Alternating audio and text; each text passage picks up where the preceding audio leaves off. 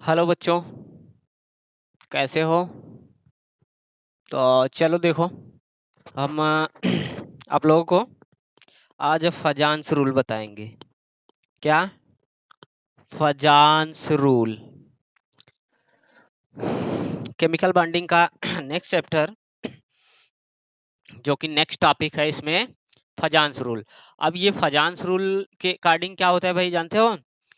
जो आयनिक करेक्टर होता है मॉलिक्यूल में, वो चेंज हो जाता है कोवैलेंट करेक्टर में। तो साफ साफ ऊपर लिखा गया है फजांस रूल में, change of ionic character into the covalent character. ठीक। तो देखो कहानी फजांस रूल की क्या है। एक कीटायन होगा, एक एनायन होगा। ठीक। एक कीटायन होगा और उसी के बगल में एक एनायन होगा। ठीक, ये निगेटिव चार्ज। तो जब पोलराइजेशन होता है तो ये कैटायन जो है पॉजिटिव चार्ज है। पॉजिटिव चार्ज अपने आसपास के निगेटिव चार्ज को अपने साइड अट्रैक्ट करता है। सबको पता है अपोजिट चार्ज में अट्रैक्शन होता है। तो होगा क्या कि भाई ये जो एटम होगा या आयंस होंगे, उसमें भी तो से न्यूक्लियस होगा। ऐसा नहीं है कि केवल इसमें भर के निगेटिव चार्ज होगा, नहीं, न्यूक्लियस भी होगा, ढेर सारे इलेक्ट्रॉन होगा। लेकिन जब इस पे निगेटिव चार्ज है, मींस आउटर में मैक्सिमम इलेक्ट्रॉन है, तो ये अट्रैक्ट करेगा इलेक्ट्रॉन को। तो कंडीशन क्या हो जाएगी भैया? ये आपका पॉजिटिव चार्ज और ये कुछ आपका डिफॉर्म होके बनेगा इलेक्ट्रॉन, जो एनायन है ये। अब होता क्या है, इलेक्ट्रॉन जो चारों ओर रिवॉल्व करते रहते हैं, वो इसके अट्रैक्शन के कारण यहाँ पे आके इकट्ठा होते जाते हैं, जिसकी वजह से इस पे पार्शियल नेगेटिव, इस पे पार्शियल पॉजिटिव चार्ज डेवलप हो जाता है। तो यही आपके फजान साहब ने बोला था कि कोई केटायन है, वो एनायन के शेप को डिफॉर्म करेगा, डिस्टॉर्ट कर देगा। तो डिफिनेशन दो टर्म का है यहाँ पे।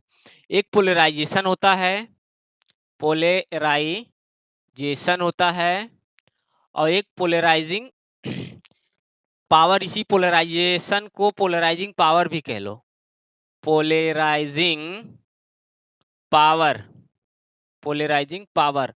और दूसरा वाला पोलराइजेबिलिटी, पोलराइजेबिलिटी ये दो चीज हैं। पोलराइजेशन या पोलराइजिंग पावर क्या होता है? केटायन का होता है। अब इसका डिफिनेशन ये होगा, ability of a cation to polarize the nearby anion is called polarizing power या polarization। ability of a cation to polarized the nearby anion is called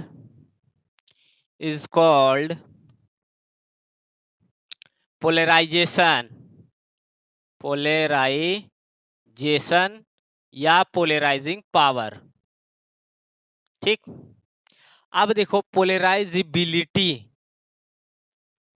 इसकी डिफिनेशन क्या होगी? ये एनायन के लिए यूज होगा, एन आयन। और ये पोलराइजेशन या पोलराइजिंग पावर केटायन की देखी जाएगी, क्योंकि इस सिस्टम में क्या बोला गया है कि इस केटायन के द्वारा इस एनायन को डिफॉर्म करना पोलराइजेशन या कहलाता है। तो इसीलिए इसका पावर डिसाइड किया जाता है, पोलराइजिंग पावर। ठीक, बात समझ में आई? तो अब देखो पोलराइजेबिलिटी, ये देखो इसकी डिफिनेशन क्या होगी भाई? Tendency of an anion to distort, distort लिखो या डिफॉर्म लिखो, deform its shape is called as polarizability. Polarizability. तो नीट और जेई में ये कुछ नहीं पूछा जाएगा। अगर कभी थ्योरेटिकल क्वेश्चन पूछना है तो 4 ऑप्शन बना के उसमें से पूछ देंगे कि पोलराइजेशन क्या होता है, एक ऑप्शन सही होगा, बाकी 3 गलत होंगे। तो जो क्वेश्चन पूछा जाएगा वो आपको कैसे पूछा जाएगा ये मैं बता रहा हूं। इसको देख लो, फिर मैं बताता हूं। अब जो पोलराइजेशन होता है, जितना ज्यादा पोलराइजेशन उतना ज्यादा कोवैलेंट करेक्टर। एक ये कहीं लिख लो, polarization directly proportional to covalent character. ठीक, देख लो भाई। तो पोलराइजेशन, पोलराइजेबिलिटी और पोलराइजेशन या पोलराइजिंग पावर में कोवैलेंट करेक्टर से रिलेशन। डिफिनेशन, एक तो केटायन की और दूसरे एनायन का काम क्या हो रहा है। ठीक, ability of a cation to polarize the nearby या given anion is called polarization या पोलराइजिंग पावर। या ऐसा कर लो, power of a cation to polarize the nearby anion is called polarizing power. और पोलराइजेबिलिटी ये बोलता है कि गिवन एनायन की क्या टेंडेंसी है, कितना डिफॉर्म हो पाएगा। ठीक, मैं इसको हटा रहा हूं, फिर आगे लिखता हूं। हाँ, अब देखो क्या हो, केटायन का साइज, केटायन पे चार्ज। ठीक, केटायन की साइज, केटायन पे चार्ज, एनायन की साइज, एनायन पे चार्ज, ये सब फैक्टर जो है आपके पोलराइजेशन को अफेक्ट करते हैं। ठीक, तो हेडिंग डालना है तो डालो फैक्टर अफेक्टिंग द पोलराइजेशन। तो इसमें हम क्या क्या पढ़ेंगे, साइज ऑफ केटायन, ठीक, और साइज ऑफ एनायन, ठीक, चार्ज ब्रैकेट में ऑक्सीडेशन स्टेट ऑफ केटायन, ठीक, और दूसरा चौथा चार्ज ऑन एनायन। ये 4 टॉपिक देखो, केटायन की साइज, केटायन पे चार्ज, एनायन की साइज, एनायन पे चार्ज, ये 4 फैक्टर जो हैं आपके पोलराइजेशन को अफेक्ट करते हैं। ठीक,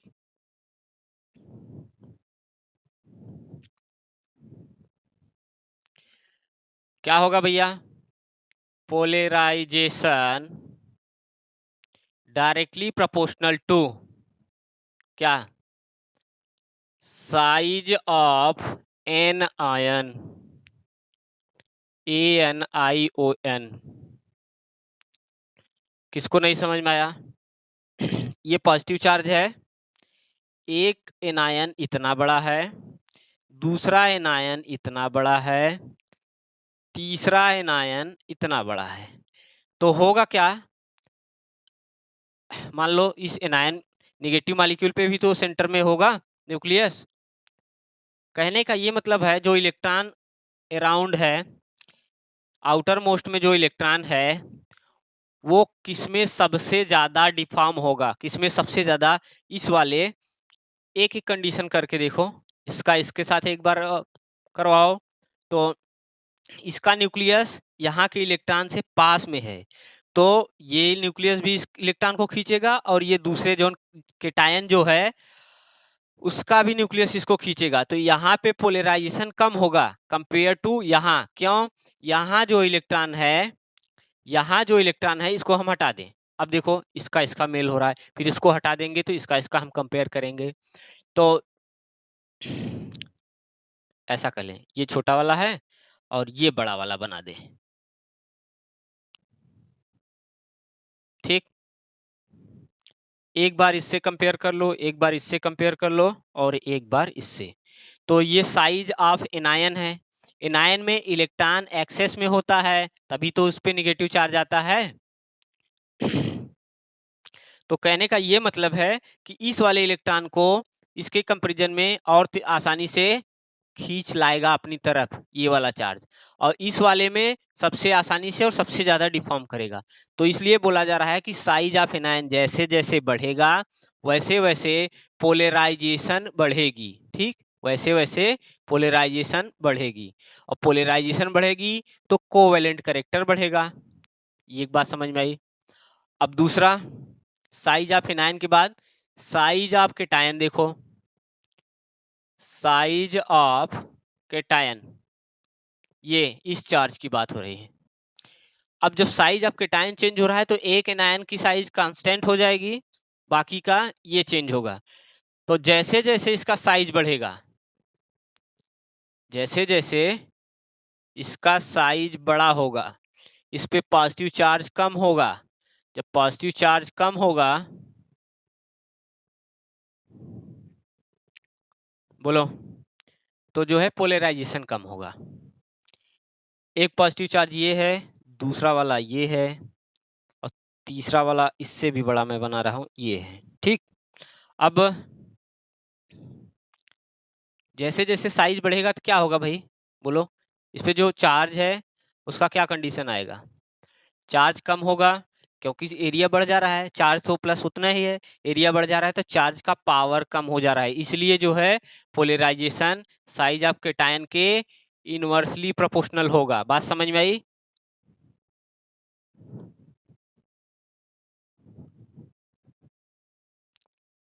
अब जब साइज कैटायन का साइज चेंज हो रहा है और एक ही एनायन है, ठीक, एक ही एनायन है, तो हो क्या रहा है कि सरफेस एरिया इंक्रीज हो जा रहा है, ऐसा सिंपल मान लो, सरफेस एरिया इंक्रीज हो जा रहा है इस पॉजिटिव चार्ज के डिस्ट्रीब्यूशन के लिए, जिसकी वजह से पावर इनका कम हो जा रहा है, तो पोलराइजेशन 1 साइज ऑफ कैटायन होता है।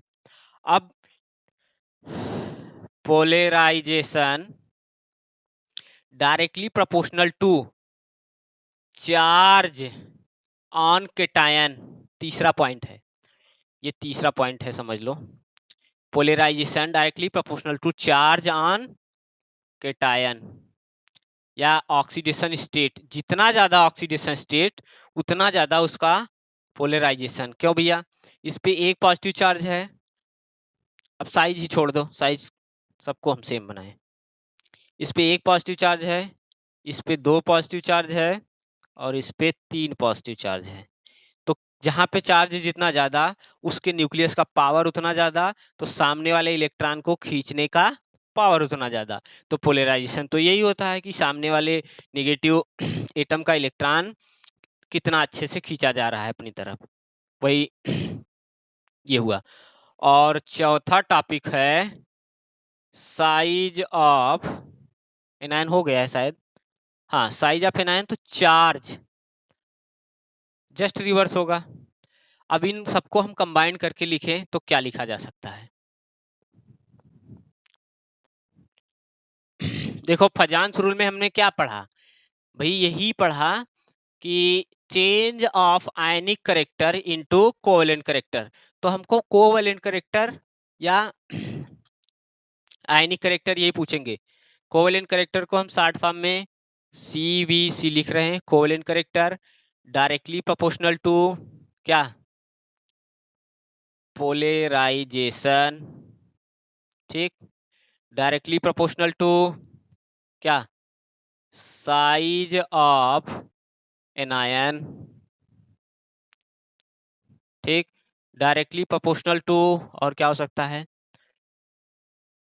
चार्ज ऑन कैटायन, या ब्रैकेट में चार्ज या ऑक्सीडेशन स्टेट भी लिख दें, क्या अलग अलग, चार्ज या ऑक्सीडेशन स्टेट ऑफ कैटायन, ठीक, और inversely proportional to size of cation. देख लो भैया, गारंटी है अगर पिछली बार नीट में यहाँ से क्वेश्चन नहीं पूछा गया होगा तो इस बार जरूर पूछा जाएगा। कोवेलेंट करेक्टर, पोलराइजेशन, ठीक, साइज ऑफ एनायन, चार्ज या ऑक्सीडेशन स्टेट ऑफ कैटायन, और साइज ऑफ केटायन के इनवर्सली प्रोपोर्शनल होगा। अभी हम इस पे क्वेश्चन आपको लिखते हैं, तब समझ में आएगा। और कहीं कहीं पे मेल्टिंग पॉइंट और बॉइलिंग पॉइंट का भी पूछ लेता है, तो वो inversely proportional to melting point and boiling point. ये सोच लो, सोच के बताओ फिर हम आगे बढ़े।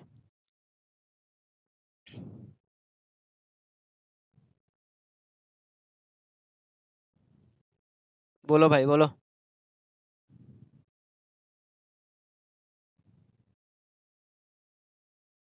अब ये पोलराइजेशन जो है, यहीं पे पोलराइजिंग पावर भी लिखा जा सकता है।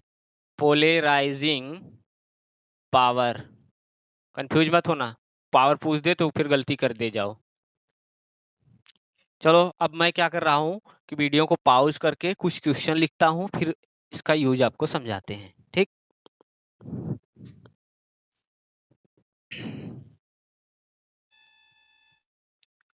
हाँ बच्चों देखो, ये हमने 5-6 क्वेश्चन लिख दिया है, और देखो इसमें क्या क्या सब कुछ बताया जाएगा। पहला है NaCl, MgCl, AlCl3, SiCl4 और PCl5, ठीक। ये मैंने कुछ क्वेश्चन लिखा, अब देखो इसको सॉल्व कर रहे हैं। NaCl, ठीक, MgCl2, AlCl3 और SiCl4 या CCl4 भी होगा तो भी चलेगा, और PCl5 ये 5 मॉलिक्यूल हैं, 4 भी हो सकता है। अब देखो सब कुछ पूछा जा सकता है, कोवेलेंट करेक्टर का इंक्रीजिंग आर्डर पूछ लेंगे, और आपके आयनिक करेक्टर के डिक्रीजिंग आर्डर पूछ लेंगे, ठीक। बात समझ में आई। पोलराइजिंग पावर का इंक्रीजिंग आर्डर पूछ लेंगे। तो अब देखो इसको अलग कर लो, देखो क्या होगा, Na plus Cl minus, Mg plus plus Cl minus, ठीक, और Al3 प्लस और Cl minus, Si4 plus Cl minus, phosphorus P5 plus minus. कोई दिक्कत किसी को ये आयनाइज करने में? तो इधर से इधर जाने पे क्या हो रहा है? अरे भाई Na पे 1 प्लस, एक Cl पे 1 माइनस, मैग्नीशियम एक मैग्नीशियम पे 2 प्लस, अगल बगल के एक एक क्लोरीन पे एक एक माइनस है। ऐसा नहीं कहोगे 2 क्लोरीन है 2 माइनस है, ठीक। तो बोलो भाई, चार्ज ऑन केटायन इंक्रीज हो रहा है। बोलो, चार्ज ऑन केटायन इंक्रीज हो रहा है, और साथ में ही साइज ऑफ केटायन डिक्रीज हो रहा है। तब क्या हो सकता है? देख लो भाई, एक चीज आप केवल ये ढूंढो, पोलराइजिंग पावर ढूंढ लो, उसके बाद जो भी कुछ पूछेगा वो बता लोगे। चाहे आप कोवेलेंट करेक्टर पूछे, चाहे पोलराइजिंग पावर पूछे, चाहे आयनिक करेक्टर पूछे, कोवेलेंट करेक्टर और आयनिक करेक्टर का जो है इनवर्सली प्रोपोर्शनल रिलेशन होता है। बात समझ में आई?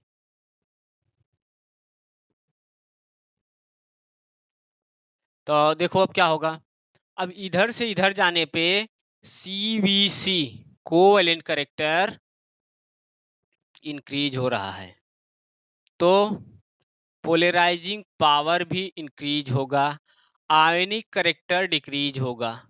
तीनों चीज में देख लो, इधर से इधर जाने पे कोवेलेंट करेक्टर इंक्रीज होगा, क्यों? चार्ज ऑन केटायन इंक्रीज हो रहा है, पहले पे 1, दूसरे पे 2, तीसरे पे 3, 5। जब covalent character increase, charge on cation increase हो रहा है, तो पोलराइजिंग पावर या पोलराइजेशन इंक्रीज हो रहा है। तो हमने पोलराइजेशन पा गया, तो फिर कोवेलेंट करेक्टर भी मिल गया, कोवेलेंट करेक्टर इंक्रीज हो रहा है। और जब कोवेलेंट करेक्टर इंक्रीज हो रहा है, तो आयनिक करेक्टर डिक्रीज हो रहा है। तो अगर छोटा छोटा क्वेश्चन पूछेंगे तो ये पूछेंगे कि मैक्सिमम कोवेलेंट करेक्टर किस में है, सोच के बताओ भैया। मैक्सिमम कोवेलेंट करेक्टर PCl5 में है, ठीक। और मिनिमम कोवेलेंट करेक्टर NaCl में है। मैक्सिमम पोलराइजिंग पावर बताओ जिस पे मैक्सिमम चार्ज है PCl5 में फास्फोरस का। कर ले जाओगे। आपको नीट के एग्जाम में ये याद होना चाहिए बस।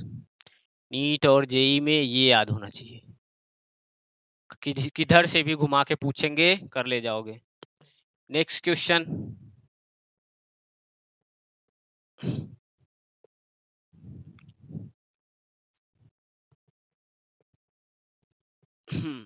दूसरा क्या हो सकता है भैया? बेरिलियम बेटा। आओ देखें। बेटा मांगे कार स्कूटर बाप राजी। BeCl2, magnesium chloride MgCl2, CaCl2, strontium chloride और बेरियम क्लोराइड। ये एक ही ग्रुप के हैं, सब पर जो है +2 है, एनायन कांस्टेंट है। अब देखो ऊपर से नीचे आने पे क्या हो रहा है, साइज ऑफ केटायन इंक्रीज हो रहा है। साइज ऑफ केटायन जब इंक्रीज हो रहा है तो पोलराइजिंग पावर डिक्रीज होगा, क्योंकि इनवर्सली प्रोपोर्शनल रिलेशन है। ठीक, तो हम ये कह सकते हैं कि ऊपर से नीचे आने पर पोलराइजिंग पावर डिक्रीज होगा, कोवेलेंट करेक्टर डिक्रीज होगा, आयोनिक करेक्टर इंक्रीज होगा। यही 3 चीजें पूछेंगे, देख लो सोच लो। आपको जब एग्जाम में क्वेश्चन मिलेगा तो उसमें देखो कि क्या कॉमन है, उसको हटा दो, किसमें चेंजेस दिख रहा है वही लेके कंपेयर करो। ये हो गया, ये हो गया। तीसरा वाला देख लो। कैल्शियम के फ्लोराइड, क्लोराइड, ब्रोमाइड, आयोडाइड है, Br2 है। ठीक, इसको हम यहीं कर दे। तो केटायन कांस्टेंट है भाई, केटायन कांस्टेंट है। एनायन का साइज जो है बढ़ रहा है, ऊपर से नीचे आने पे क्या हो रहा है, F2 minus Cl2 minus Br2 minus I2 minus. ऊपर से नीचे आने पे आयन का, एनायन का साइज इंक्रीज हो रहा है, तो पोलराइजिंग पावर या polarization directly proportional to size of anion. तो देख लो जैसे जैसे साइज ऑफ एनायन बढ़ रहा है, ऊपर से नीचे आने पे पोलराइजिंग पावर इंक्रीज होगा, कोवेलेंट करेक्टर इंक्रीज होगा, आयोनिक करेक्टर डिक्रीज होगा। कोई दिक्कत? देख लो सोच लो, सामने फार्मूला भी है। Next question.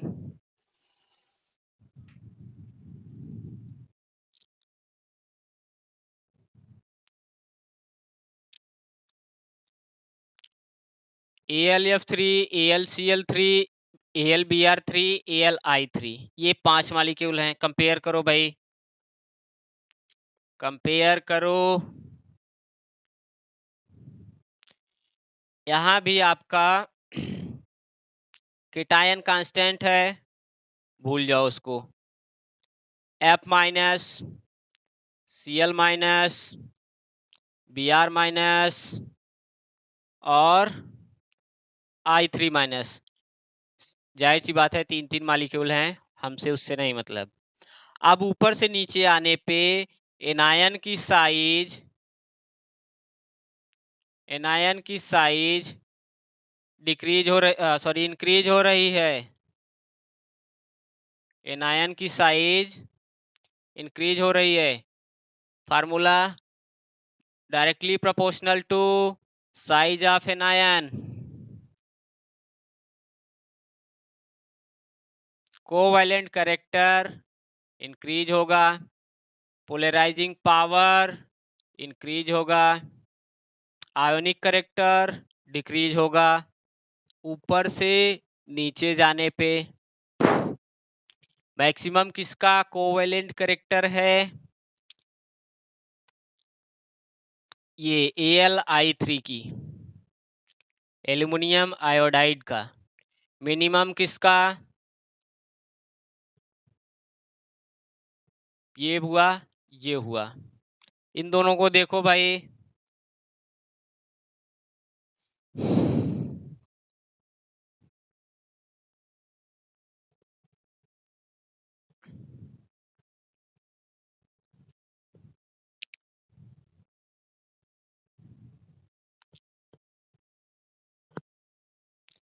यहाँ पे एनायन कांस्टेंट है, केटायन चार्ज +1 सब पे है, लेकिन साइज जो है आपके केटायन का ऊपर से नीचे आने पे बढ़ रहा है। देख लो देख लो, polarizing power inversely proportional to size of cation. तो ऊपर से नीचे साइज जो है बढ़ रहा है, तो पोलराइजिंग पावर डिक्रीज होगा, कोवैलेंट कैरेक्टर CVC ये भी डिक्रीज होगा, आयनिक कैरेक्टर इंक्रीज होगा। सोच लो भैया, किसी को दिक्कत नहीं होनी चाहिए।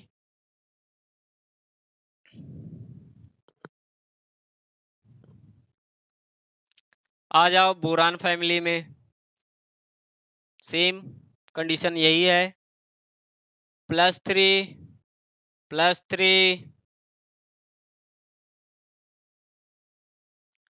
ऊपर से नीचे जाने पर केटायन की साइज इंक्रीज हो जा रही है, इनवर्सली प्रोपोर्शनल। तो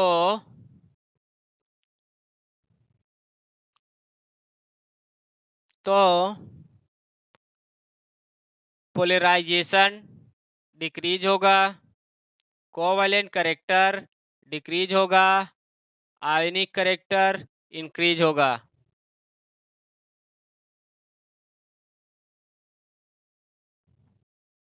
सोच लो, इससे ज्यादा कुछ नहीं पूछा जाएगा।